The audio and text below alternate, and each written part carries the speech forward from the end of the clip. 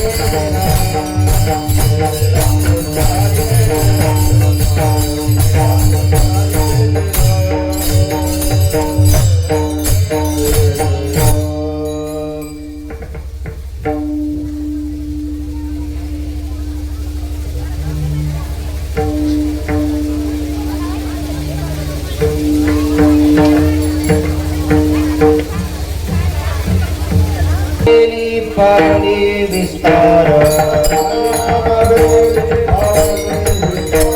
हरिनाम बेली पावली विस्तार हरिपुष्पी भार ओढावली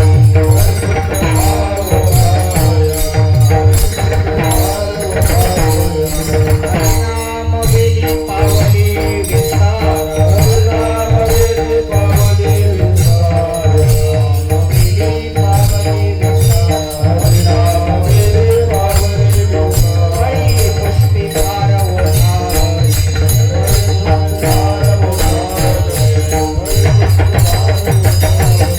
तेथे माझ्या मना होई पक्षीराज तेथे माझ्या मना होई पक्षीराज साधावया राज तृप्तीची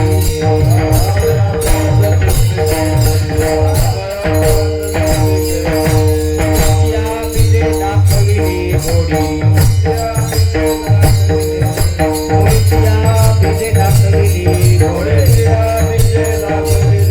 लवकरीच जोडी झाली याची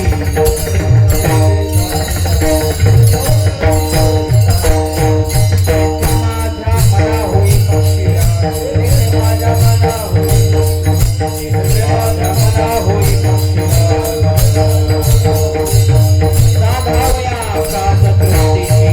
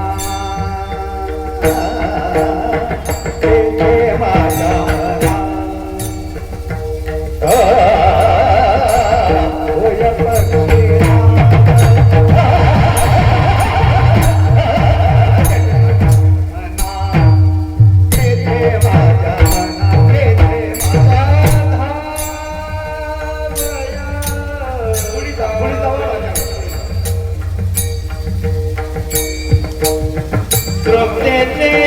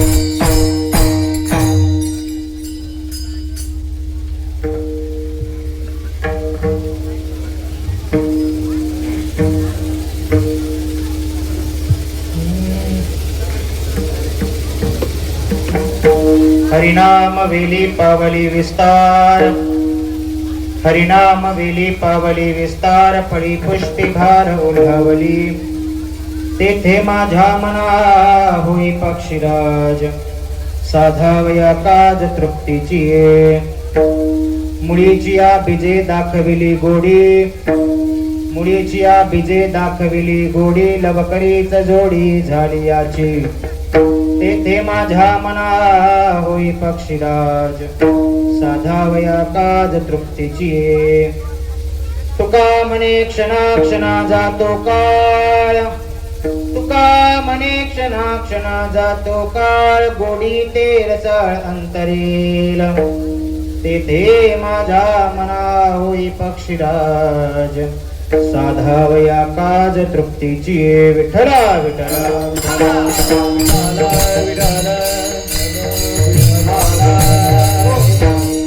समचरण सरोजं सान्द्रनीलाम्बुदाभं, जगननिहितपाणिं मण्डनं वन्दनाना, तरुण तुलसीमाला कंधरं कञ्जनेत्रं, सदयधवलहासं विठ्ठलं चिन्तयामि.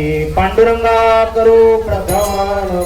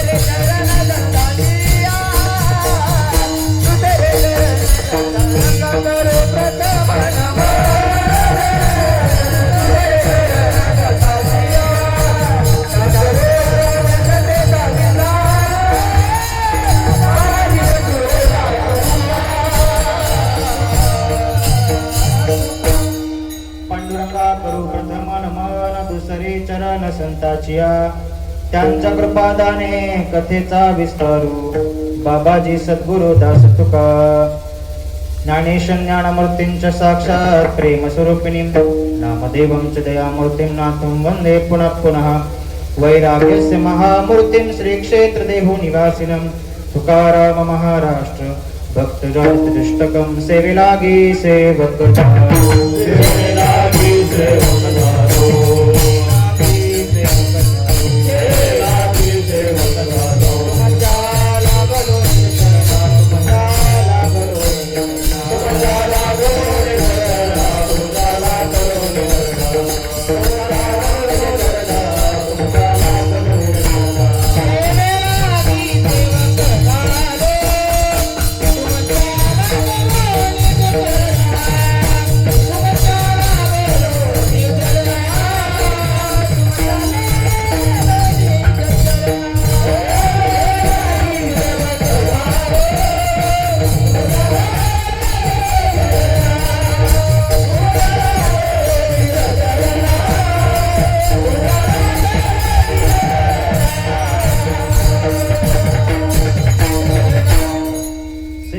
सेवक झालो तुमच्या लागलो निज चरणा.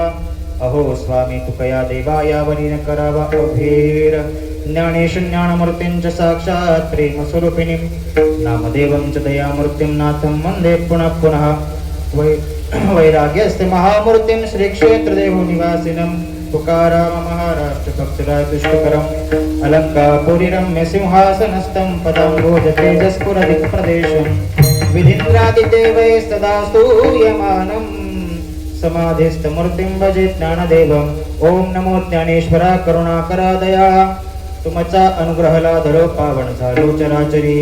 संपाद्य ज्ञानं च विधाय भक्तिं, विलोकितो येन समाधिराजः. वैराग्यवन्तं सुविचारयुक्तं नमामि जोगं शिरसा गुरुन्तं. आता अभिनव वाग्विलासिनीं, जे चातुर्यार्थ कला कामिनी. श्री श्री शारदा विश्वमोहिनी नमिली मिया. विठला विठला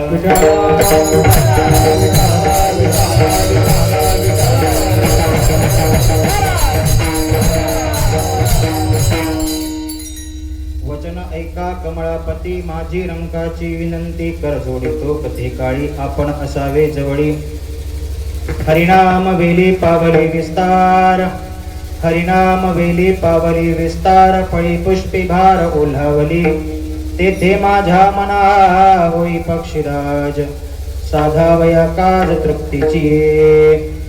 प्रस्तुत प्राप्त स्थळी प्राप्त समयी संप्राप्त सेवेकरता निवडलेला अभंग अकल विश्वाला चंद्रभागा मातेप्रमाणे पावन करणाऱ्या जगद्गुरु तुकोबरायांच्या अभंग संहितेतील 4 चरणाचा उत्कृष्ट असा उपदेशपर प्रकरणातील अभंग आहे. विठ्ठल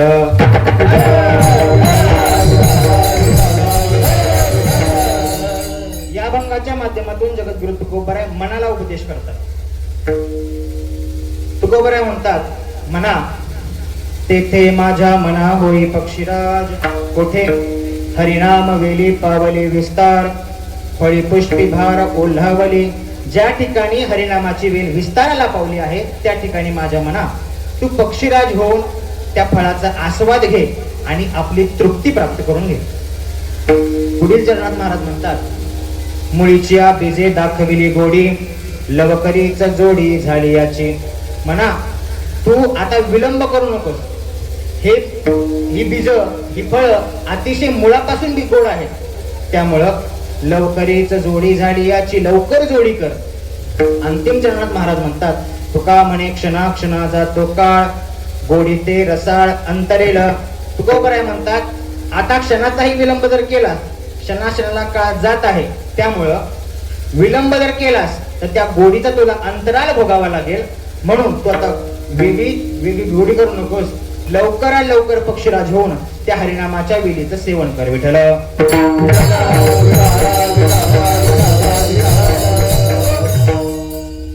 अभंगावर सविस्तरपणे बोलण्यापूर्वी अल्पसा परिहार देणं अगत्याचं असतं. त्यामुळे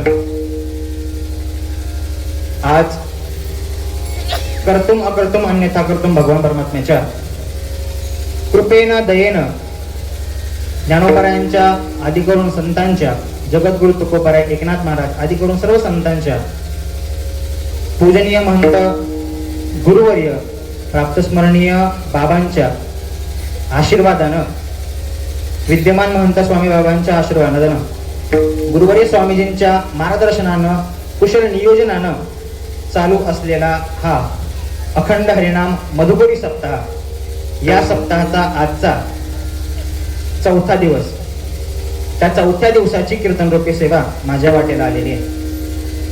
जशी भगवान परमात्मा बुद्धी देईल, जशी ज्ञानोबरायांची तुकोबरायांची कृपा होईल, तसा आपण सेवा करण्याचा प्रयत्न करणार आहोत. आज खऱ्या अर्थानं या सप्ताहाचा आमच्या दृष्टीने 3रं वर्ष, परंतु आपल्या गावच्या दृष्टीनं 1लं वर्ष. सर्वांनी सांगितलेलं मला वेगळं सांगायची गरज नाहीये. तर त्या निमित्तानं असलेली कीर्तन रूपी सेवा सद्गुरूंच्या माध्यमातून माझ्याकडे आलेली आहे. सेवेला प्रारंभ करताना अगोदर उपस्थित असणारे सर्व गुणीजन, उंगाड बाबा असतील, इंगुले बाबा असतील, लोक महाराज असतील, माफ करा बाबांचं नाव पहिलं घेतलं, हरी महाराज आहेत, वैष्णव महाराज आहेत, ज्ञानेश्वर महाराज, सर्व गुणीजन मंडळी, टाळकरी वृंद, विनेकरी महाराज मंडळी, माता मावल्या, सर्व भाविक वृंद, सर्वांच्या चरणावरती दंडवत करून सेवेला प्रारंभ करू. मस्तक माझा पाया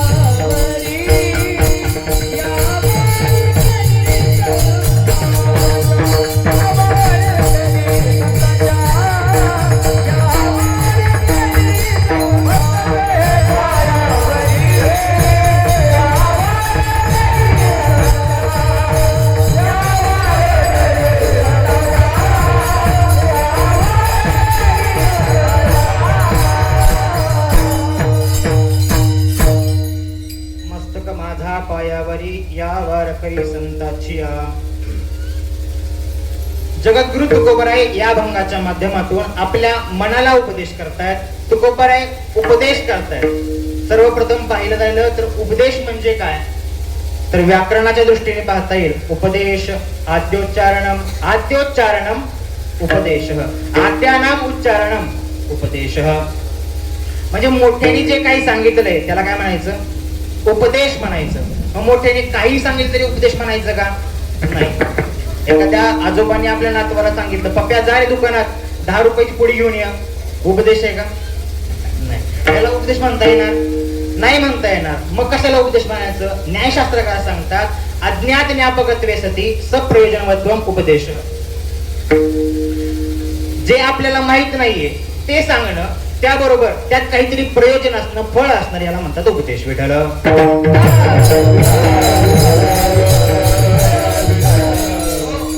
तात्पर्य काय, मोठ्याने लहानाला काहीतरी हिताचं सांगणं, याला काय म्हणायचं, उपदेश म्हणायचं. तुकोबराय या अभंगाच्या माध्यमातून उपदेश करतायत, पण कोणाला, मनाला करतायत. तुकोबरायांचे अनेक प्रकारचे अभंग आहेत, त्यापैकी हा उपदेश प्रकारचा अभंग आहे. नामपर, स्थितीपर, कालापर, संतपर, अनेक प्रकारचे अभंग आहेत, त्यापैकी उपदेशपर प्रकरणातला हा अभंग आहे. तुकोबरायांची उपदेशाची पद्धत 3 प्रकाराने करता येते पहा. जगद्गुरु तुकोबराय जेव्हा सिद्ध अवस्थेला असतात तेव्हा जगद्गुरु तुकोबराय तुम्हा आम्हाला जनांना उपदेश करतात. ऐक रे जना तुझ्या सोयीताच्या पुन्हा पंढरीचा राणा मना माझी स्मरावा, किंवा पंढरी शेजारी आल्यानो संसारा दिनाचा सोयरा पांडुरंग. हा केलेला उपदेश जगद्गुरु तुकोबरायाने जनांना तुम्हा मला केलेला आहे की ऐका रे, काय करा, पंढरीला जा, आपलं हित साधून घ्या. हा उपदेश जगद्गुरु तुकोबरायांचा आपल्यासाठी. कधी कधी तुकोबराय उपदेश करतात, तो फक्त जनांना नाही करत, आपल्या स्वतःला सुद्धा करतात. तो तुकोबरायांची साधक अवस्था आहे. ती तुकोबरायांची साधक अवस्था, तुकोबराय स्वतःला उपदेश करतात अगोदर, मग जनाला सांगतात. यावेळेस तुकोबराय उपदेश करत आहेत, तो केवळ मनाला करतात. हा 3रा भाग आहे.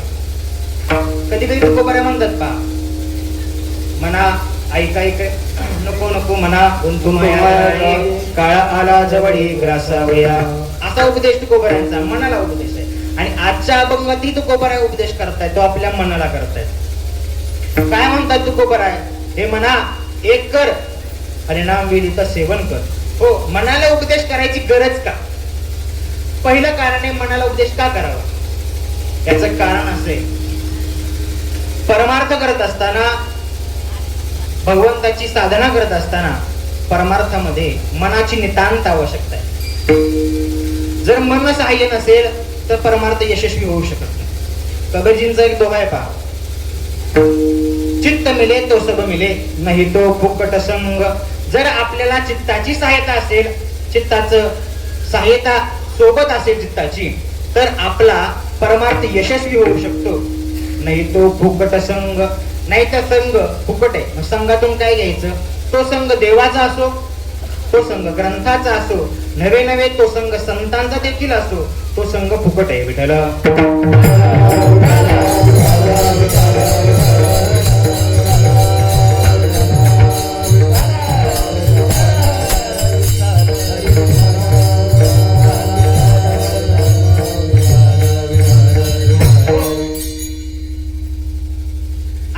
परमार्थ करत असताना मनाची नितांत आवश्यकता आहे. काय झालं, परमार्थ करताना नितांत आवश्यकता काय आहे. कारण तुम्ही कीर्तनाला बसल्या, बाबा आपल्या गावात जेव्हा व्यक्ती वारतो तेव्हा त्याला काय म्हणतात, वारलेल्या व्यक्तीला काय म्हणतात, मयत म्हणतात. अजून मेला, अजून त्या माड्याला प्रेत म्हणतात. मला प्रेत शब्द अपेक्षित आहे. तुकोबराय म्हणतात, कीर्तनात आलाय आणि नुसता बसलाय, जवळी नाही चित्त, जवळी नाही चित्त,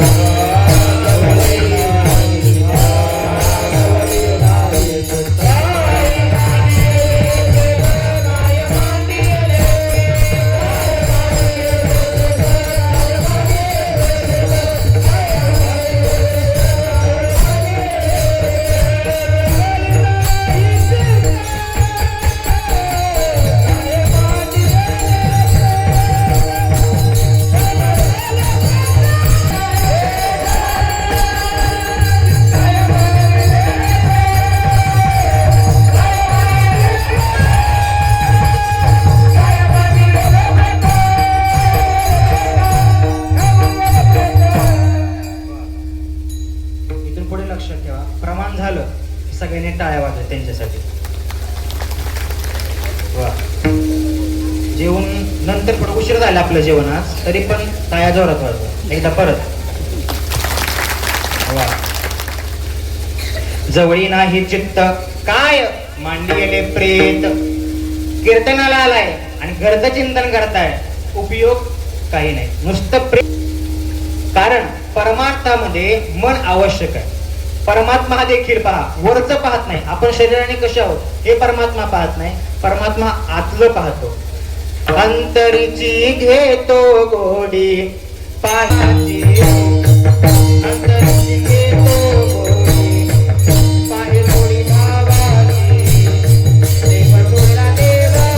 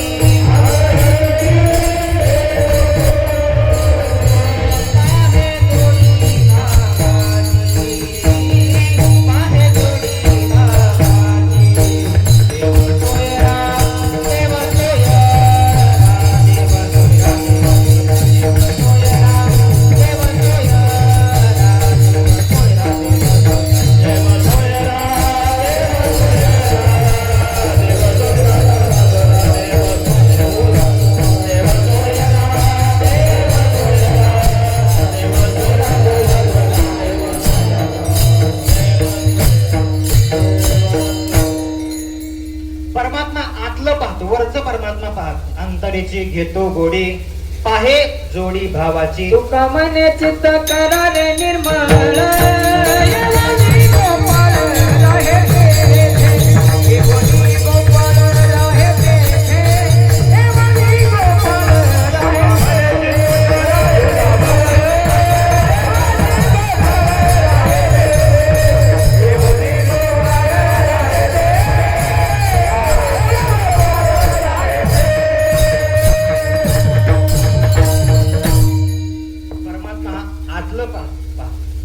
रामायणामध्ये एक दृष्टांत देतो पहा. या दृष्टीने काय झालं, राम रावणाचं युद्ध झालं, अर्थातच प्रभू रामचंद्रांचा विजय झाला.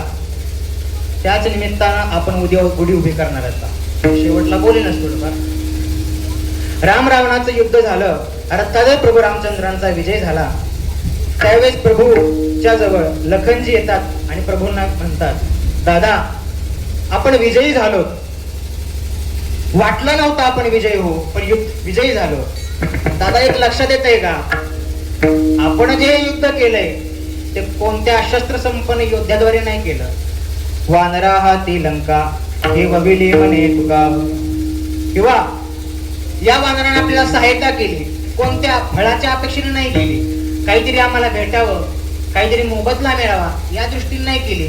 अगा राणीचे पाले खैरा नेभाने केले लंकेश्वरा.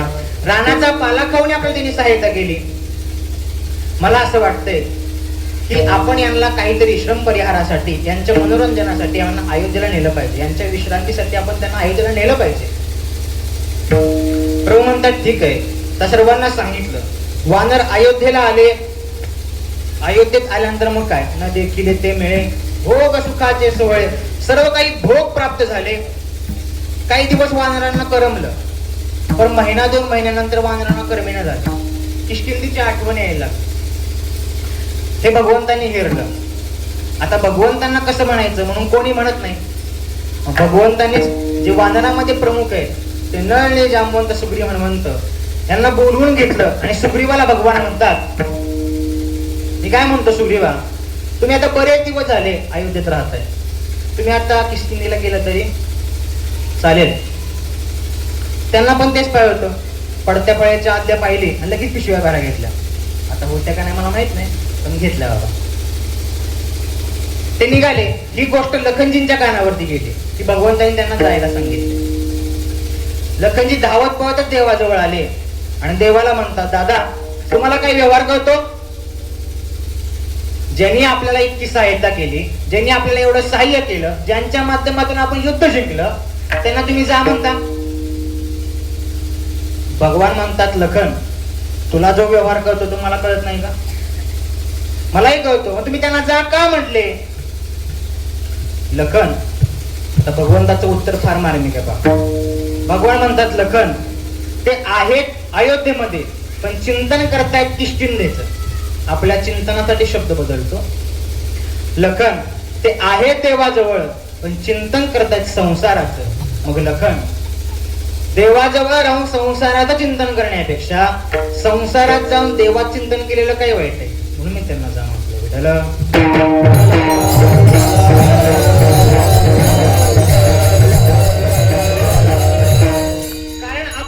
विठ्ठल याला फार किंमत आहे. मी आता प्रौढीवादाने एक वक्तव्य करीन, पण हे कोणावर टीका म्हणून नाही, तर कुठेतरी आपण अंतर्मुख झालो पाहिजे या दृष्टीने. काय झालं, आता परवा लक्ष्मीने नारायणाला प्रश्न विचारला, भगवंता जुन्या काळामध्ये तुम्ही कीर्तनामध्ये भजनामध्ये प्रगट व्हायचे, आजकाल तुम्ही प्रगट का होत नाही? कुणी विचारला? लक्ष्मीने नारायणाला. प्रगट का होत नाही? बरं असं नाही, जुन्या काळात कीर्तन व्हायचे, आजकाल कीर्तन होत नाही. आजकाल तर खूप कीर्तन व्हायला लागली. कोणी जन्माला आलं तरी पण कीर्तन, कोणी मेलं तरी वास्तुक शांती कीर्तन, पोल्ट्री फार्मचं उद्घाटन कीर्तन, बिअर बारचं उद्घाटन होतात ना. बिअर बारच्या उद्घाटनाला, पोल्ट्री फार्मच्या उद्घाटनाला कीर्तन होतात. ही शोकाकुलता नाहीये, त्यांना कीर्तनकार भेटतात, ही शोकाकुलता. हो, कीर्तन होत नाहीत असं नाही, कीर्तन होतात, तुम्ही प्रगट का होत नाही? बरं असं नाही, जुन्या काळामध्ये तुकोबारांनी नुसतं तुम्हाला आठवलं, तुमचं नामस्मरण घेतलं, नुसतं तुम्हाला म्हटलं विठ्ठल, ते प्रगट व्हायचे तुम्ही. आता का प्रगट होत नाही? नाम आठविता रूपी प्रगट पै झाला. तुम्ही आता का होत नाहीत प्रगट? तर महाराज म्हणतात, पण असं पण नाही, कीर्तनात त्यांचा भाव नाही. किती रडतात कीर्तनामध्ये, रामकृष्ण हरीपासून जय विठ्ठलपर्यंत नुसते रडतात. काय झालं तुकोबारांचं? काय उपयोग आहे का? किती भाव प्रगट करतात, परंतु तुम्ही प्रगट होत नाहीत. लक्ष्मीला नारायण म्हणतात, लक्ष्मी मी कीर्तनात प्रगट होत नाही. हे बरोबर आहे, बरोबर आहे, तू म्हणतेस ते. मी जुन्या काळात कीर्तनात प्रगट व्हायचो. अगं नामदेवरायांच्या कीर्तनात तर इतका नाचलो, धोते पिठेपर्यंत नाचलो. नाचता नाचता देवाचा गळा पितांबर किती नाचलो, धोतर पिठेपर्यंत नाचलो. हो, मी तेच म्हणते, तुम्ही कीर्तनात प्रगट का होत नाही? अहो मी तेच म्हणते ना, अगं लक्ष्मी मी प्रगट होत नाही, मला मान्य, का होत नाही? उत्तर भगवंताचे मार्मिक आहे. भगवान म्हणतात, लक्ष्मी ते गातात माझ्यासाठी पण रडतात तुझ्यासाठी, म्हणून मी प्रगट होत नाही. विठ्ठल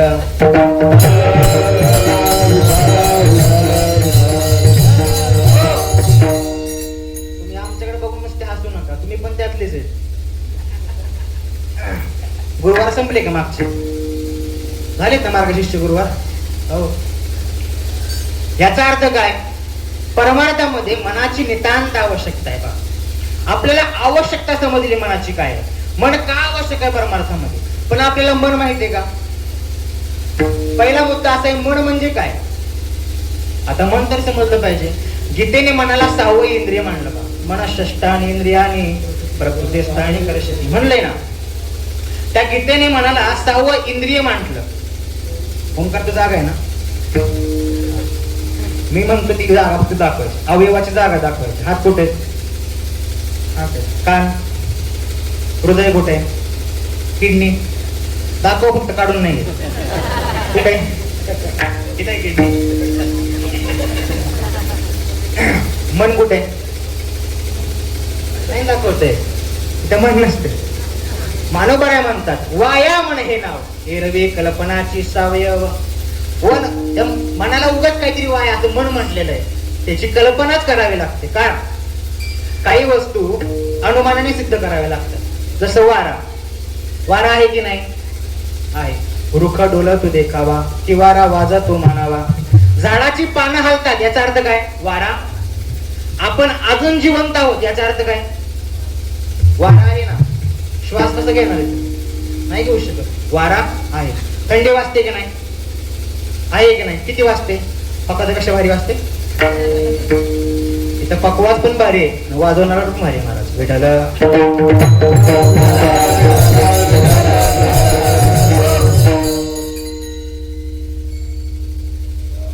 काय म्हणतात?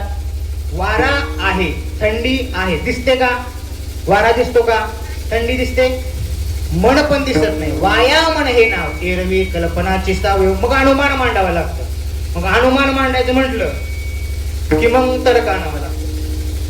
स्वामीजी गंमतीने म्हणतात पहा तर्कामध्ये, रामायणात हनुमान आणि तर्कात हनुमान. महत्वाचं आहे. रामायणातनं हनुमान काढला, रामायण व्यर्थ आहे. आणि तर्कातनं अनुमान काढलं तर ते व्यर्थ आहे. अनुमान मांडावं लागतं. कसं मांडायचं अनुमान?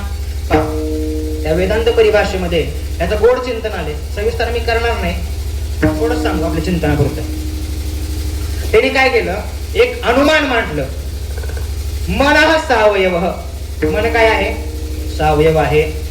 हेतू दिला जन्यत्वात, ते उत्पन्न होतं म्हणून मन काय आहे? सावयव. उदाहरण दिलं, यथा घट. जसा घट उत्पन्न होतो मातीपासून तसं मन उत्पन्न होतं. शंका मांडली, मन कसं उत्पन्न होतं? तर प्रमाण सांगितलंय, तत् मनो असृजत. तत् नाम आत्मा. आत्म्यापासून मनाची उत्पत्ती सांगितलेली आहे. पहा, कशापासून? आत्म्यापासून मनाची उत्पत्ती सांगितलेली आहे. बर, अजून कसं मांडता येईल? तर त्याच ठिकाणी वर्णन आले. पहा, बृहदारण्यक उपनिषदामध्ये सांगितले, मनाच्या काही वृत्त्या सांगितल्या, मनाचं कार्य सांगितलं. त्याने सांगितलं काम, संकल्प, विचिकित्सा, श्रद्धा, अश्रद्धा, धृती, अधृती, ह्रीहि, धीहि, धीहि इत्येतत् सर्वं मन एव. त्यांनी सांगितलंय काय? काम. काम म्हणजे काय आहे? मन आहे. काम म्हणजे कोणती तरी इच्छा व्यक्त होणं, काहीतरी कामना व्यक्त होणं, याला काय म्हणतात? काम. परत संकल्प, काहीतरी करण्याचा संकल्प, याला काय म्हणतात? मनच म्हणतात. परत विचिकित्सा अर्थात संदेह उत्पन्न होणं, याला काय म्हणतात? मनच म्हणतात. परत श्रद्धा म्हणजे विश्वास, कोणावरती तरी काहीतरी विश्वास असणं, की श्रद्धा. अश्रद्धा अविश्वास. धृती ही धैर्य धारण करणं, मनच आहे. अधृती ही अधैर्य अर्थात धीर नसणं. ह्रीहि अर्थात लज्जा, लाजणं, हे मनाचंच कार्य आहे. धीहि अर्थात बुद्धी, मनाचेच कार्य आहे. आणि सांगितलं धीहि अर्थात भय, की सर्व काय आहे? इत्येतत् सर्वं मन एव. एवढं काही मन आहे, याच्यावरून काय सिद्ध होतं? मन आहे. सांगितलं आपल्याला ते उत्पन्न होतं म्हणून ते मन आहे. मग उत्पन्न होतं अर्थात तिथं आपल्याला व्याप्ती करता येईल. यत्र यत्र जन्यत्वम तत्र तत्र सावयवत्वम. अर्थात जे जे उत्पन्न होतं ते काय आहे? सावयव आहे, इंद्रियवान आहे. अर्थात मन काय झालं? इंद्रियवान झालं, कारण ते आत्म्यापासून उत्पन्न होतं. मग मनाला इंद्रिय मान. मनाला इंद्रिय म्हटलं, पण याच्यावरती मनुस्मृतीमध्ये त्या मनाला 10 इंद्रियांचा अध्यक्ष म्हणलं. दशेंद्रिय मनोध्यक्ष असं म्हटलंय त्याने. पहा, 10 इंद्रियांचा अध्यक्ष मन आहे. याला पूरक प्रमाण आपले कानोबाहेर देतात. पहा, कारण मन हे या इंद्रियांचा राजा आहे. मन हे या देहामध्ये राजा आहे. मनुराजा एक देह पुरी, मनुराजा एक देह पुरी.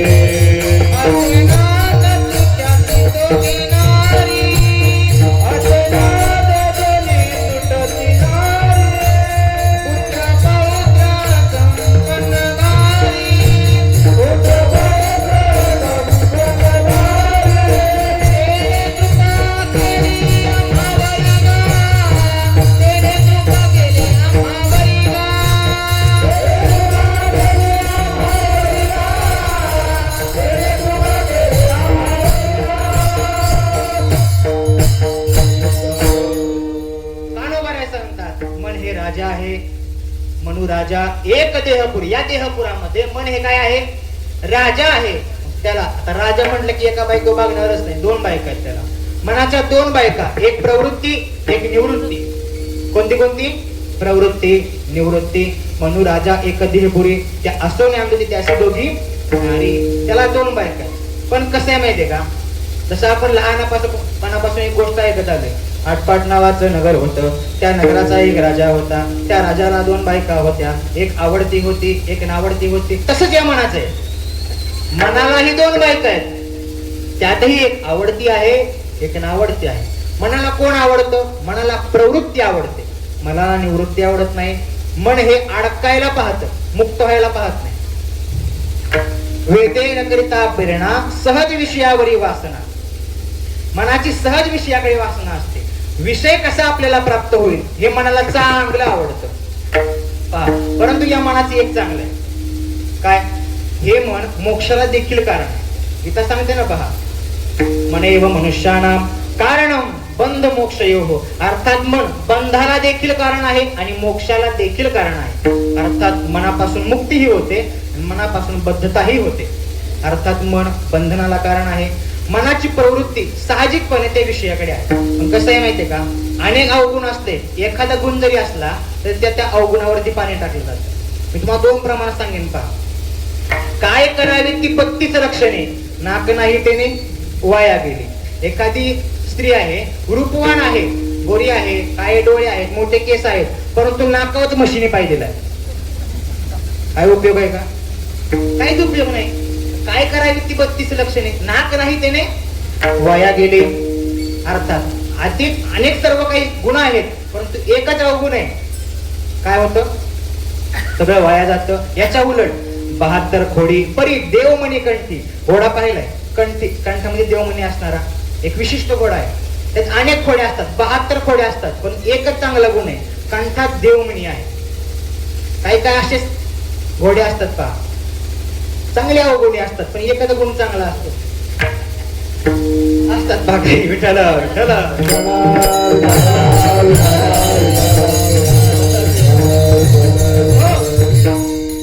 आता घोडा शब्द आमच्या जवळचा नाही, गधा शब्द जास्त जवळचा आमच्यासाठी. विठ्ठला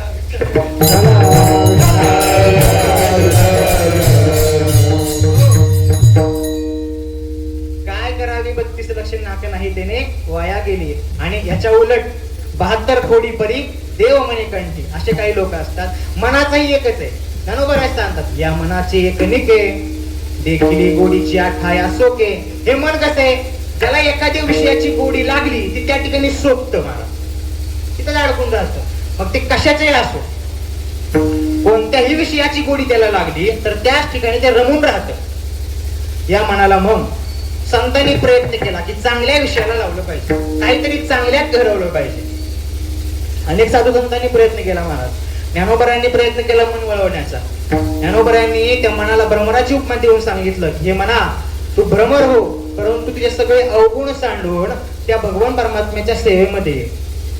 रोनो जोनो रोनो जोनो रे भ्रमरा, रोनो जोनो जोनो रे भ्रमरा, रोनो जोनो जोनो रे भ्रमरा, रोनो जोनो जोनो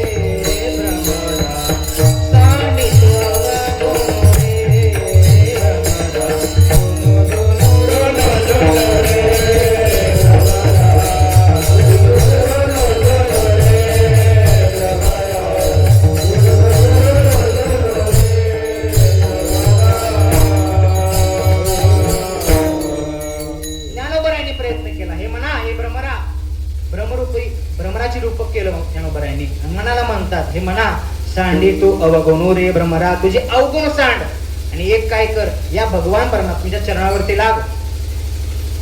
तुकोबऱ्यांनी अनेक प्रयत्न केले, अनेक प्रमाणात सांगितलं तुकोबऱ्यांनी. शेवटी तुकोबऱ्या कदर रे त्या मनाला आणि देवाला म्हणतात, माझे चित्त तुझे पायी,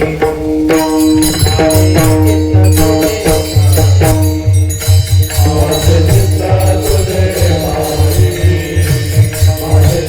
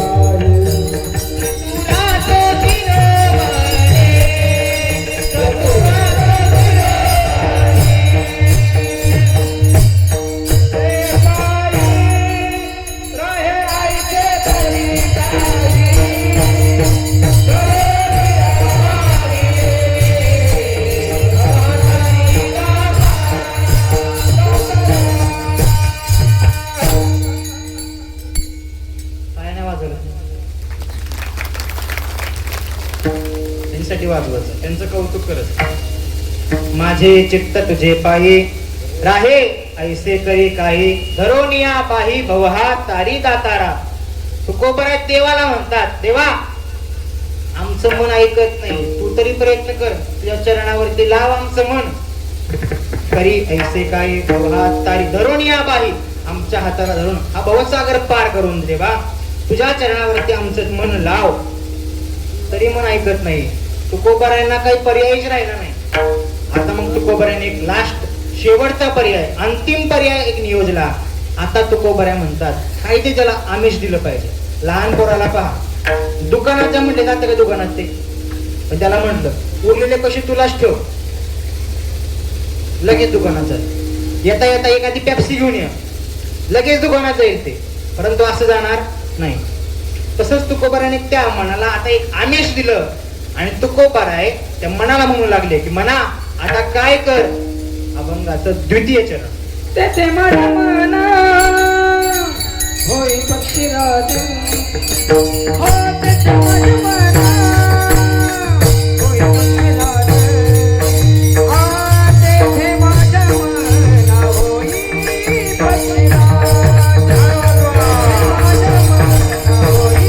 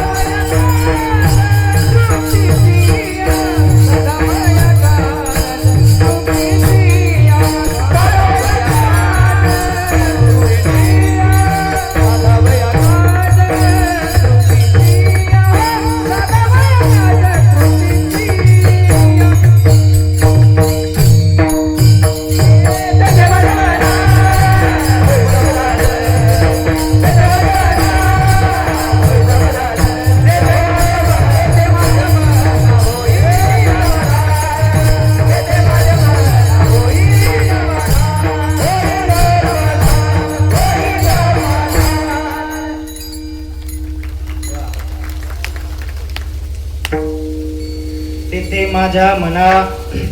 तुकोबरायांनी मनाला आमेश दिलं. काय दिलं? तेथे माझ्या मना होई पक्षीराज. काय करायला सांगितलं? साधावया काज तृप्तीची.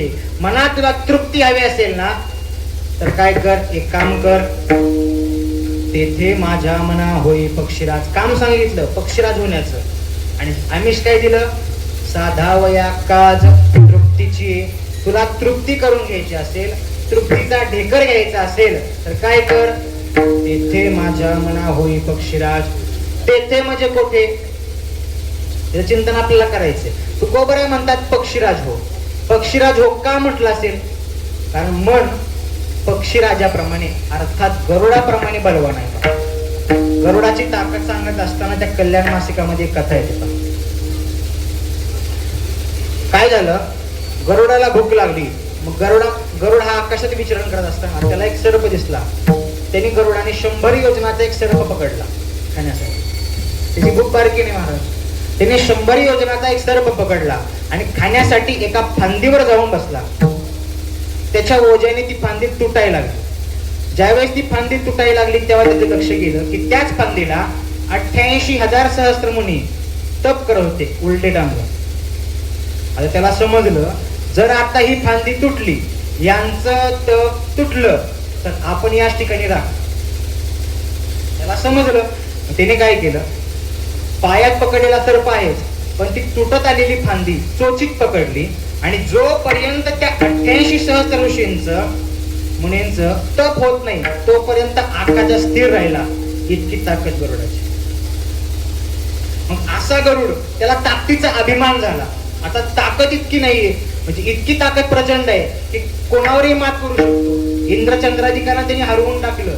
सगळे वरुण इत्यादी देव यायला लागले, पण सगळे हरवून जायला लागले. शेवटी भगवान परमात्मा त्यासोबत युद्ध करायला आले. शेवटी भगवान परमात्म्याला देखील तो ऐकना. भगवान परमात्मा आता हरतील या गतीला आलेत. आता हे अतिशय चतुराती शिरोमणी डिपॉझिट जप्त व्हायचा अंदाज आला की लगेच अर्ध मागे येणार. त्याने काय केलं, लगेच गरुडाला हात जोडले. गरुडा, काय ताकद आहे तुमची? आता गरुड लगेच बोलला, तुम्हाला बोल भक्त, तुला काय पाहिजे? कोणाला? देवाला. बोल भक्ता, तुला काय पाहिजे? त्यावेळेस देवाने अजून त्याला आई केलं. आता अशी माणसं लवकर फुगतात पहा, त्यांना थोडा अहंकार असतो ना, लवकर फुगतात काही माणसं अशी. तुम्हाला एक सोपी गोष्ट सांग, फुगा पडायच्या दोन पद्धती. एक तर फुग्याला काटा टोचा, फुगा फुटतो, आणि एक तर त्याला अजून हवा मारा, फुगा फुटतो. मग हवा काटा टोचून फोडण्यापेक्षा हवा मारून सोपं आहे. थोडस काटा पण सोपाच आहे, परंतु त्रास कशाला द्यायचा? थोडस अजून फुगवलं. काय तुमची ताकद? तुमच्या इतकं ताकदवर विश्वास कोणी नाही. माझ्यामध्ये पण इतकी ताकद नाही. परंतु गरुडा, मला असं वाटतंय की तुम्ही काय केलं पाहिजे, माझं वाहन झालं पाहिजे. गुरु म्हणा, मी महान? अजिबात. अहो गरुडा, ऐकून तरी घ्या. काय? अहो, माझ्या शरीरावरती जेवढे रोम आहेत ना, त्याच्यावर अनंत ब्रह्मांड आहेत महाराज. एवढ्या ब्रह्मांडाचं वजन दुसरं कोणी सहन करू शकत नाही. मी अनेकांना प्रयत्न केला, पण दुसरा कोणी माझं वाहन होऊ शकला नाही. मला तुमच्यात तेवढी ताकद दिसते, तुम्हीच माझं वाहन होऊ शकता. गरुडाला हे जाणवलं. गुरु म्हणलं, हा मग होऊ शकतो मी महाराज. तिने लगेच वाहन झाला. गरुडाने त्याला भगवंताला दास आपला करून घेतला महाराज. त्याप्रमाणे तुकोबराय म्हणाला म्हणतात, ज्याप्रमाणे गरुडाने आपला अहंकार टाकला, देवाचा दास झाला, त्याप्रमाणे म्हणा तू काय कर, तुझा अहंकार टाक आणि देवाचा दास हो. म्हणून तुकोबरायांनी पक्षीराजाचं उदाहरण दिलं. आणि महाराज तुकोबराय त्या ठिकाणी पक्षीराज होऊन मनाला सांगतात की म्हणा, नुसता पक्षीराज होऊ नको, काय कर, तेथे कुठे अभंगाचं प्रतीक. हरी पावली विस्तार, हरी नाम वेली पावली विस्तार, हरी नाम वेली पावली विस्तार, हरी नाम वेली पावली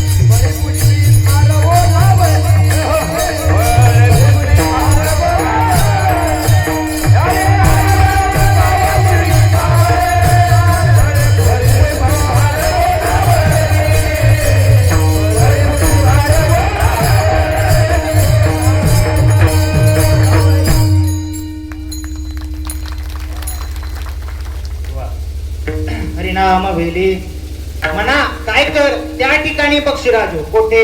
हरिनाम वेली पावली विस्तार. ज्या ठिकाणी हरिनाम वेलीचा विस्तार झालाय त्या ठिकाणी माझ्या मना पक्षीराज हो. आता पहा, या पहिल्या चरणामध्ये तुकोबरायांनी रूपक केलंय, वेलीचं रूपक केले. हरिनामाला वेलीचं रूपक करून उदाहरण दिले. रूपक काय केले? पक्षीराज हो आणि हरिनाम वेलीचं सेवन, हरिनाम वेलीच्या फळांचं सेवन कर. आता आपल्याला हरिनामाचं आणि वेलीचं सादृश्य पाहावे लागेल, कारण दृष्टांत घटवायचं असेल तर सादृश्य काहीतरी असलं पाहिजे त्याच्यामध्ये. तर पहा, कोणतीही वेल म्हटलं की त्याला काहीतरी बीज असतं. काय असतं? बीज पाहिजे ना. झाड कसं उगवेल? काहीतरी बीज असलं पाहिजे. कोणत्याही झाडाला उत्पन्न होण्यासाठी बीजाची आवश्यकता आहे. मग हरिनाम वेलीचं बीज काय आहे? हरिनामाचं बीज काय आहे? बीज आणि फळ हरीचे नाम. हरीचं नामच या हरिनामाचं बीज आहे, किंवा या परब्रह्माला प्राप्त झालेलं पहिलं नाव हे हरिनाम वेलीचं बीज आहे. कोणतं नाव प्राप्त झालं? ज्ञानोबरायांनी एक उदाहरण दिले पहा. एक 50 कोटीचा हिरा एखाद्या व्यक्तीला रानात सापडला, मग त्याचं मोल तिंतरणीच्या फाट्या होईल का? त्याचं मोल तिंतरणीच्या फाट्यावर होणार नाही. मग काय करावं लागेल? आपल्या बाजारात आणावं लागेल, गावच्या आठवडे बाजारात आणावं लागेल नाही. काय करावं लागेल? तर त्याला मुंबईला किंवा पुण्याला जवेरी बाजारात जाऊन त्याचं मोल करावं लागेल, तर त्याचं योग्य मोल सापडेल. महाराजांनी उदाहरण दिलं, प्रणवाचे पेटे झाले शब्द ब्रह्म माझिटे. त्या प्रणवाच्या पेठेमध्ये शब्द ब्रह्म माझिटे झालं, अर्थात मोजमापाला आलं. थांबलं ते त्या अर्थात मोजमाप तिथं होत असेल तर प्रणवाच्या पेठेत, अर्थात प्रणव हे त्या वेलीचं पहिलं बीज आहे. आज ते नाव काय आहे? प्रणव, ओंकार. ओंकाराचे बीज आम्हा सापडले नीच. अर्थात या वेलीचं हरिनामाचं फळ, हरिनामाचं फळ बीज काय आहे? तर हरिनाम हे एक आहे, किंवा प्रणव ओंकार हे या वेलीचं बीज आहे. पहिला मुद्दा झाला की बीज. आता पहा, वेल म्हटली की काहीतरी आधार पाहिजे. वेलीला काय लागतो? अशी सरळ ती वर जात नाही, तिला काहीतरी आधार लागतो. तिला आधार काय भेटला? वाढविले सुख, भक्तिभाव, धर्म, कुळाचार, नाम विठोबाचे. ती वेल संतांच्या आधाराने वाढली. हरिभक्तीचा महिमा विशेष वाढविला. हरिभक्तीचा महिमा विशेष वाढविला.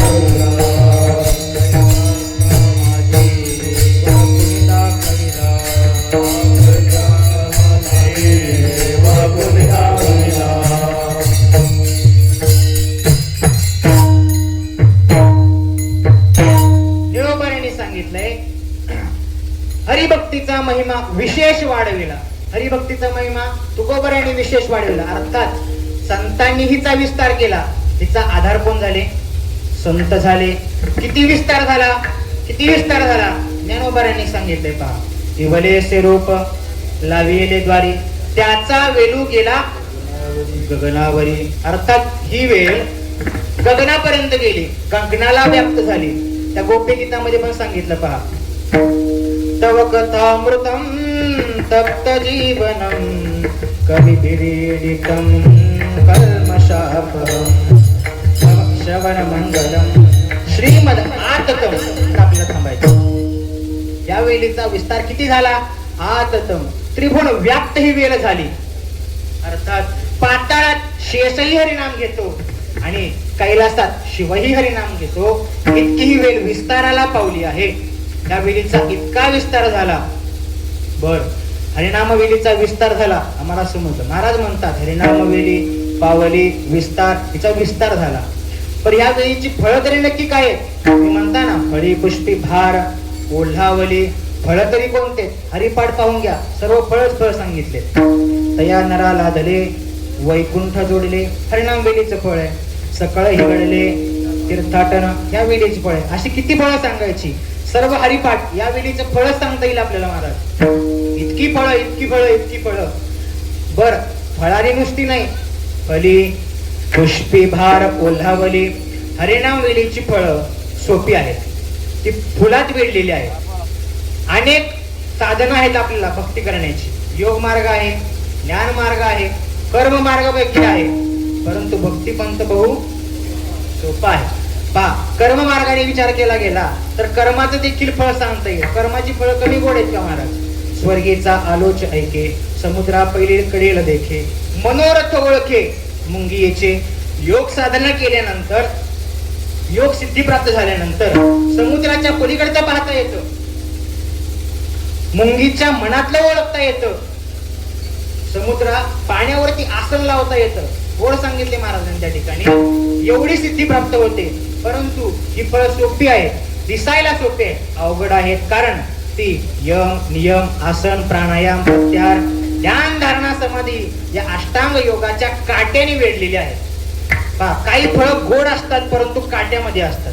उदाहरणार्थ निवडुंगाचं फळ गोड असतं म्हणा, परंतु ती काट्यामध्ये असतं. पण आमच्या वेलीची फळं गोड देखील आहेत आणि फुलानं देखीलच बनलेली आहेत. आता पहा, एक आपल्याला संगत सांगता येईल या ठिकाणी मानसशास्त्राच्या दृष्टीने. पदार्थाचं बॅकग्राऊंड चांगलं असलं ना की पदार्थ गोड वाटतो. दोन जरा दिलं. एका सुगरणीने काय केलं, 1 लिटर दूध घेतलं आणि त्यात 5 लिटर पाणी टाकलं. किती? बस का? बस झालं. त्यात काय केलं, 1 किलो तांदळाचे पीठ टाकलं, 2-3 किलो साखर टाकली आणि काय तयार केली? तुम्ही म्हणता बाबा खीर, तिला खीर म्हणतात का? अशी खीर असते का? आमची खीर खायला आळंदीला कशी असते पहा. खीर तयार केली. बर, पण आणली कशी? चांदीची वाटी, चांदीचा चमचा, ज्या ताटात आणली गुलाबाच्या पाकळ्या, वरून काजू बदाम टाकलेले. आता मला सांग, कशी वाटेल खायला? गोड वाटेल का नाही खायला? असंच असतं मोठ्या घरी महाराज. नुसतं सजवलेलं जास्त असतं ते. काय झालं, मागच्या महिन्यात कीर्तनाला घेतो ना, त्यावेळेस 9 ते 11 कीर्तन होतं बरं का. घडलेला दृष्टांत आता 9 ते 11 कीर्तन होतं. लवकर गेल्यामुळे ते म्हणले, महाराज नाश्ता करणार का? म्हणलं का नाही, नाश्त्याशिवाय तर आपलं पान हलत नाही महाराज. एवढी प्रॉपर्टी सांभाळायची, मला नाश्ता लागणारच.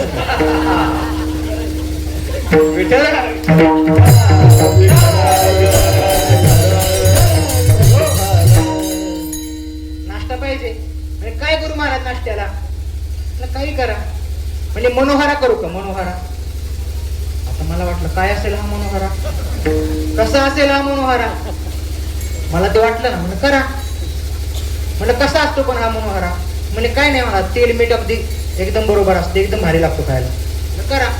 आता दैवयोगाने त्या बैठकीच्या साईडलाच किचन होतं. ती गेली आतमध्ये, गॅस पेटवला, गॅसवरती कढई ठेवली, तेल तापायला ठेवलं, तेल टाकलं, जिरे मोहरी टाकले.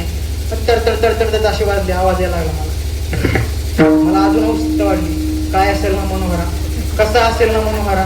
भेटी लागी जीवा बाहेर रात्रंदिवस मनोहराची वाट. कसं वाटेल, कसा असेल हा मनोहरा? तिनं सुंदर असा बारीक कापलेला त्यात टोमॅटो टाकला. हे कांदा नाही म्हणणार, तिथं टोमॅटो.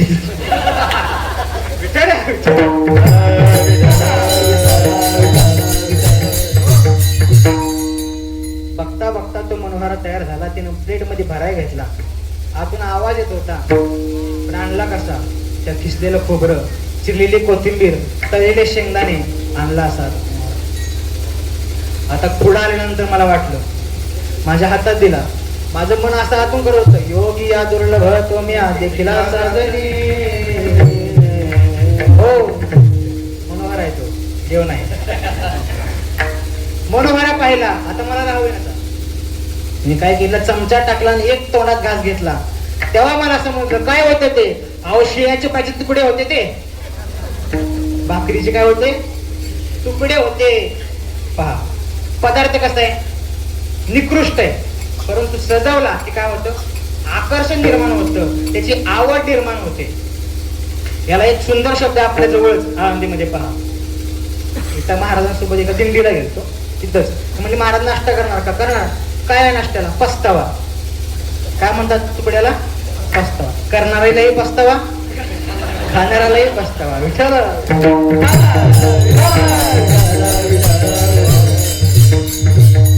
विचारून घ्या एकदा, पस्तावाच म्हणतात त्याला. पहा, अर्थात पदार्थ निकृष्ट आहे, परंतु आकर्षण वाटतं. सजवला चांगला की आकर्षण वाटतं. याच्या उलट पहा, एका बाईने काय केलं, 5 लिटर दूध घेतलं, ते आटवून 1 लिटर केलं. त्यात मस्तपैकी चारोळे, बदाम, काजू, मनुके सगळं काही टाकलं, वरून केसर टाकलं, मस्तपैकी सजवून पण आणलं कसं? जर्मनची वाटी, स्टीलचा चमचा, एवढंच नाही, जी घेऊन आली तिच्या नाकात शिंबूड, केस विचकलेले, कपडे अस्ताव्यस्त, जशी आमच्या गावची इंदिरा गांधी. आमच्या गावात एक येडीबाई, तिचं नाव इंदिरा गांधी. का म्हणतात काही लोक मला माहित नाही, तिला इंदिरा गांधी म्हणते. पण मला सांग, आता तो पदार्थ चांगला आहे पण खायला आवडेल का? खाल का त्याच्या मिळायच्या हातचं? नाही खाणार ना. पदार्थ चांगला आहे परंतु आणणारा बॅकग्राऊंड कसा आहे वाईट. आमची वेळ अशी नाहीये, आमची वेळ फळाने पण आणि फुलाने बहरलेली आहे. महाराज, तुमची वेळ फळाने फुलाने बहरलेली आहे आम्हाला मान्य आहे, पण तुमच्या वेळेला अजून फळं कशी कशी शिल्लक राहिली? महाराज, तुम्ही म्हणताय फळी पुष्पी भार ओल्हावली, हरिनाम वेली पावली विस्तार. ती विस्ताराला पावली पावली म्हटले तुम्ही, मग अगोदर नव्हती का? हरिनाम वेल अगोदर नव्हती का? अगोदर देखील होती परंतु तिचा विस्तार नव्हता. त्रेतायुगामध्ये होती परंतु तिच्यासोबत दुसरी वेळ होती. पहा, आपल्याला काहीतरी फळ खायचं असेल तर थोडी वाट पाहावी लागते. योग्य मोसमाचा काळ येईपर्यंत वाट पाहावी लागते. बाबा, आपल्याला आंबा खायचा म्हटला की दिवाळीशिवाय भेटतो का आपल्याला आंबा? दिवाळीला म्हटलं, दिवाळीशिवाय नाही, उन्हाळ्याशिवाय भेटत नाही. अर्थात उन्हाळ्या यायची वाट, योग्य काळाची वाट पाहावी लागते. पहा, अर्थात या वेळीला फळं लागली, ही विस्ताराला पावली, पण वाट पाहावी लागली कलियुगाची. कारण हिचं काळच कलियुग आहे. कलियुगा माझी करावे कीर्तन, तेने नारायण देईल भेटी. कलियुगाचाच तिचा काळ असल्यामुळं आपल्याला वाट पाहावी लागली विस्ताराची. दुसरी संगत सांगता येईल, या वेळेला विस्तार करण्यासाठी विस्तार झाला का नाही तिचा? कारण तिच्या सोबत दुसऱ्या काही वेळी होत्या. पहा, आपल्या मराठवाड्यामध्ये म्हण आहे, पहा, पेरा दाट झाला ती कणस बारीक. अर्थात एका ठिकाणी जर दोन वृक्ष आले, दोन झाडं आले, तर एका झाडाचा काय होतो? विस्तार होतो. एक झाड खुंट. आपल्या संप्रदायाचे थोर विद्वान वेदांताचार्य हरिभक्ती पारायण निवृत्ती महाराज देशमुख, समजलं नाही वाटत, विनोदाचार्य आहेत ना ते, त्यांनी एक सांगितलंय की ज्या भिमुगाला पाला दाट शेंगा तसे वेळीला विस्तार करण्याची ती वाव का नाही भेटला? कारण कृतयुगामध्ये तिच्यासोबत कृते ध्यायतो विष्णू, ध्यानाची वेळ होती, त्यामुळे हिचा विस्तार झाला नाही. बर, मग त्रेतायुगामध्ये काय झाला नाही? यजन नावाची वेळ होती म्हणून विस्तार झाला नाही. बर, द्वापार युगामध्ये परिचर्या नावाची वेळ होती म्हणून विस्तार झाला नाही. आता कलियुगामध्ये या तिन्ही वेळी जळून गेल्या म्हणून हरिनाम वेली पावली विस्तार. ही विस्ताराला का पावली? या तीनही वेळी गेल्या मुळे पावली विठ्ठल.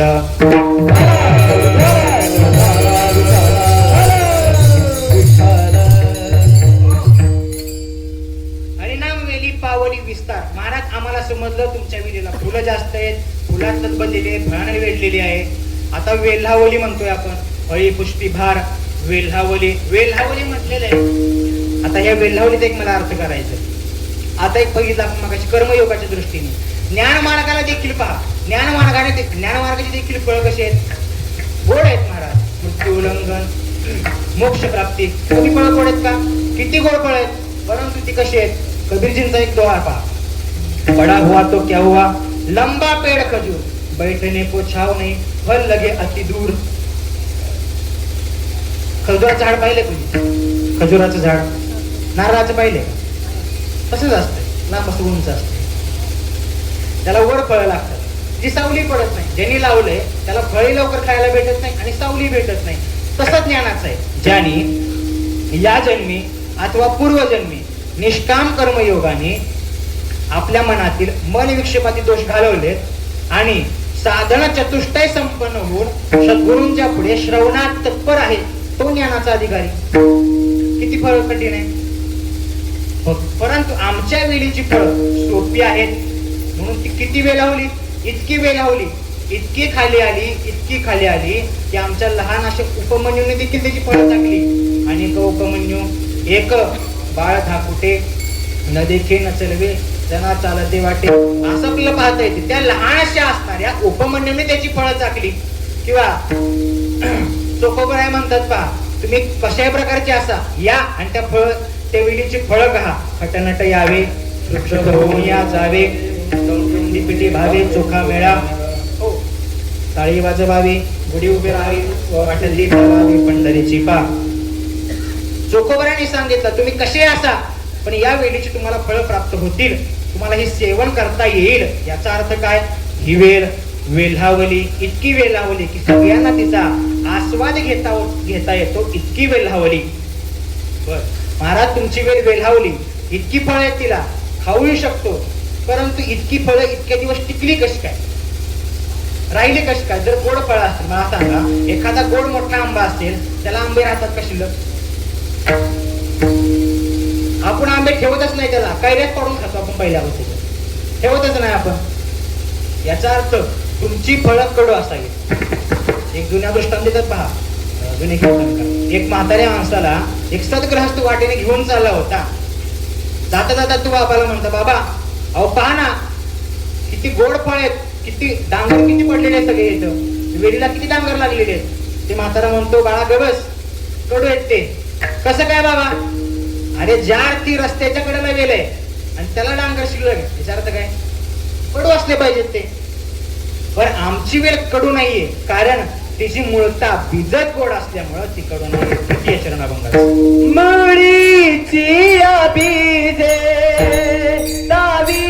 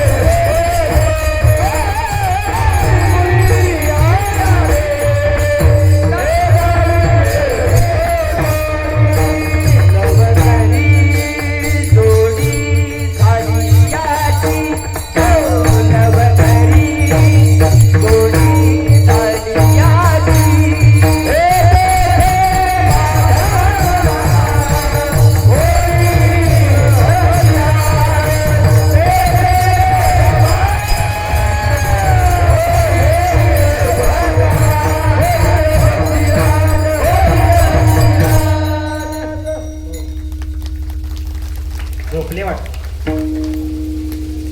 झोपलेत का? आवाज नाही आला मग. मुलीची या बिजे दाखविली गोडी, लवकरीच जोडी झाली याची. महाराज आमच्या वेलीला फळं इतकी आहेत, परंतु ती गोड देखील आहेत, कडू नाही आहेत. परंतु लवकरीच जोडी झाली याची म्हणा. ऐक, आताही तुला फळं प्राप्त झाले, तुला तृप्ती करून घ्यायची असेल ना, तू आता या फळांची लवकर आस्वाद घे. पहा फळ गोड आहे तिची, कारण तिची बीजच गोड आहे. शुद्ध बीजा पोटी फळे रसाळ गोमटी, अर्थात बीज शुद्ध असेल तर फळ कोणतं येणारच आहे. फळ बीजच गोड असेल, फळ गोड येणारच आहे. याच न्यायानं आमच्या वेलीची फळं देखील गोड आहेत, कारण त्याचं बीज गोड आहे. आता म्हणा तुला ती फळं प्राप्त झालीत, आता सोडू नकोस, आता लवकर जोडी करून घे. आतापर्यंत तू खूप भटकलास, जे कधी जीवाचा आश्रय केलास, कधी जडाचा आश्रय केलास, परंतु तृप्त झाला नाहीस. पण आता तू तृप्तीचा ढेकर घेऊ शकतोस. म्हणा जीवाचा आश्रय करून तुला काही भेटलं नाही. इष्ट मित्र स्वजन सखे येतो सुखाची मांडणी, एकला तू दुःख भोगी कुंभ पाक जातनी. आई वडील जरी असतील, माता पिता जरी असतील, बहीण भाऊ जरी असतील, आपले सगळे सोयरे जरी असतील, त्या जीवापासून तुला काही आश्रय भेटणार नाही. तुला एकट्यालाच प्रवास करावा लागणार आहे, एकट्यालाच तुला पार जावं लागणार आहे. म्हणून लवकर जोडी कर. तू जडाचा आश्रय केलास, तू झालाच नाहीस. तू मनाने किंवा जीवाने जडाचा आश्रय केल्यानंतर तो तृप्त होत नाही. विषयाचा आश्रय करून कधीही जीव तृप्त होऊ शकत नाही का? उदाहरण सांगतील आपल्याला 5 मिनिटात. एका माणसाने काय केलं, एका भिकाऱ्याला भीक मागत असताना एका सद्ग्रहस्थाने, एका सावकाराने एक तोळ्याच्या सोन्याचं नाणं दिलं. जडाचा आश्रय सांगतो केल्यामुळे काय होतं, एक सोन्याचं नाणं दिलं आणि तो निघून गेला. मग त्या भिकाऱ्याला वाटलं 1 तोळा सोन्याचं नाणं आहे, आता आपण भिकार नाही राहिलो, 1 तोळा सोनं, आता किती सोन्याचं भाव असतं माहिती आहे? त्याने काय केलं, ते खरंच नाही, मोडलं नाही. जवळ असणाऱ्या पडक्या वाड्यामध्ये, अशा थोड्याशा दूर असणाऱ्या गावाच्या बाहेर होता, असं गावापासून जवळ असणाऱ्या एका पडक्या वाड्यात ते पुरून ठेवलं. आपल्याला कधी कामाला येईल. बघता बघता ते भिकाऱ्याचं लग्न झालं. तुम्हाला प्रश्न पडला असेल भिकाऱ्याचं लग्न झालं, पण होतं त्यांचे पण लग्न, असं काही झालं त्याचं लग्न. बघता बघता मुलंही झाले. आता ती बायको म्हणते आपल्या मुलाची उपासना होते, काहीतरी करा. तो म्हटला, अगं तुला माहितीये का, माझ्याजवळ 1 तोळ्याचं सोन्याचं नाणं आहे. किती तोळ्याचं? 1 तोळ्याचं. कुठं आहे मग ते? मी त्या गावाच्या बाहेर पडक्या वाड्यात पुरून ठेवले. जा आणा. तो आपला निघाला, रणदंत होऊन, दुपारची वेळ, तो निघाला आणण्यासाठी. जात असताना रस्त्यामध्ये त्याला राजा आडवा गेला. राजाने पाहिलं, हा भिकारी, दुपारची वेळ आहे, खूप ऊन आहे, एकटाच चाललाय, का चाललाय म्हणून विचारलं. तर राजाला तो भिकारी म्हणतो, काही नाही महाराज, त्या जवळच्या वाड्यामध्ये मी त्या काही काळापूर्वी एक सोन्याचं नाणं पुरून ठेवलेलं आहे 1 तोळ्याचं, ते आणण्यासाठी चाललो मी. राजा म्हणतो, तुला 1 तोळ्यासाठी जातोस ना तू, एक काम कर, माझ्या प्रधानाला सांगतो तुला 1000 सोन्याची नाणी देतो, मग बास होईल का? तुम्हाला द्यायला लावा. तिने 1000 सोन्याची नाणी दिलं. आता हा भिकारी काय करेल म्हणून त्या राजाने पुन्हा भिकाऱ्याला प्रश्न विचारला. काय प्रश्न विचारला? हे बाबा भिकारी दादा, त्याचं काय करणार दादा? मला काय नाही, तालुक्याच्या गावाला जाईन, चप्पल घेईन, त्या पडक्या वाड्याकडे जाईन. कशाला? नाण्याला.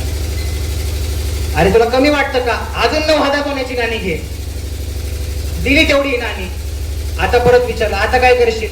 काय नाही, परत तालुक्याच्या गावाला जाईन, एक रिक्षा करीन, परत पडक्या वाड्याकडे जाईन. तुला अजून कमी वाटतं? अर्धा राज्य देऊन टाकतो तुला, बास होईल का एवढं? लगेच राज्याचा नकाशा केला, नकाशा आखला, बघ हा भाग पाहिजे का हा भाग पाहिजे? तू म्हणला पडका वाडा जास्त ऐकलाय, अर्थात जडाचा आश्रय केला, सोन्याचा आश्रय करत होता, विषयाचा आश्रय करत होता, तृप्त झाला का? 10,000 1 सोन्याचं नाणं कुठं आणि 10,000 सोन्याची नाणी कुठं? तृप्त झाला नाही.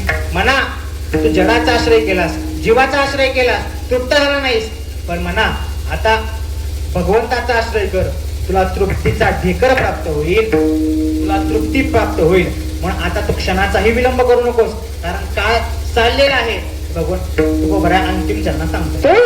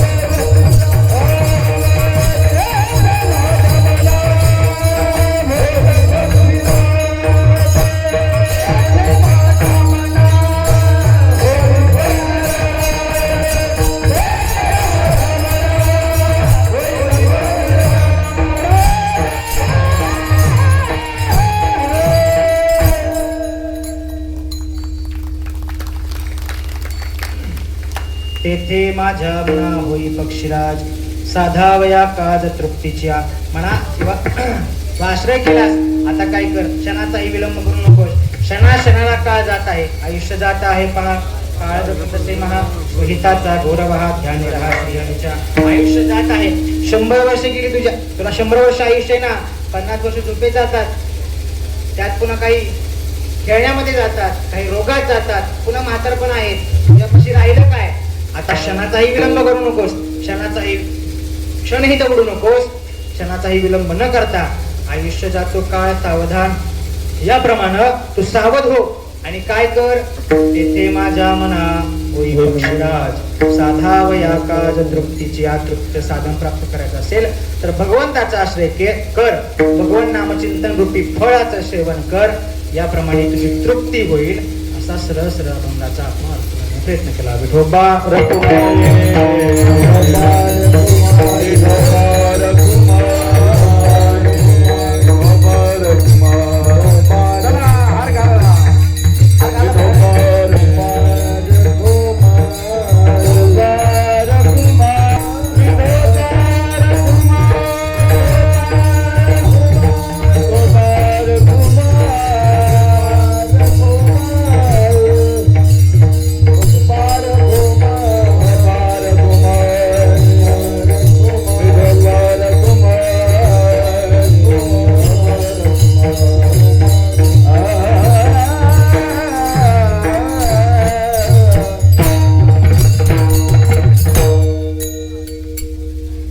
हरिनाम वेळी पावली विस्तार फळी पुष्पी भार ओल्हावली, तेथे माझ्या मना होई पक्षीराज. साधावया काज तृप्तीची. अभंगाचा सरळ अर्थ आपण पाहिला, थोडं काही चिंतन करण्याचा आपण प्रयत्न केला. आता याच ठिकाणी झालेली सेवा भगवान परमात्म्यांच्या चरणी, ज्ञानोबाऱ्यांच्या चरणी, जगद्गुरु तुकोबाऱ्यांच्या चरणी, बाबांच्या चरणी, महंत स्वामी महाराजांच्या चरणी, गुरुवर्य स्वामीजींच्या चरणी सेवेला समर्पित करून आपण सेवेला पूर्ण विराम देऊ. ज्ञानेश्वर